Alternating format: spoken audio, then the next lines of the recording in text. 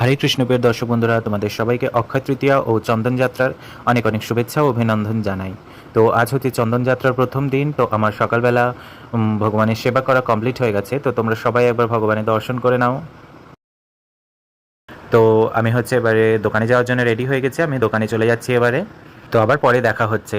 তো এটা হচ্ছে বিকেলবেলা। তো আমরা আজকে চলে যাচ্ছি হচ্ছে আমাদের এখানকার যে রাধা মাধবের জিউ মন্দির আছে সেখানে। তো অক্ষয় তৃতীয় উপলক্ষে আজ একটু রাধা মাধবের দর্শন করে আসবো বলে ওই জন্য চলে এসেছি, একটু সন্ধ্যা আরতিও দর্শন করে নেবো। তো বাড়ি চলে এসেছি। তো দেখো আজকে আমরা কি পেয়েছি, রাধারানীর হাতের ফুল পেয়েছি, আর তার সাথে ছিল হচ্ছে রাধা মাধবের হচ্ছে মানে বাঁশিতে যে মালাটা দেওয়া ছিল সেই মালাটা দিয়েছে আজকের।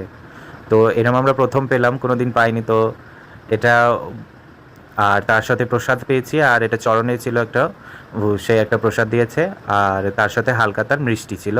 তো আজকের জন্য এতটুকুই। হরে কৃষ্ণ।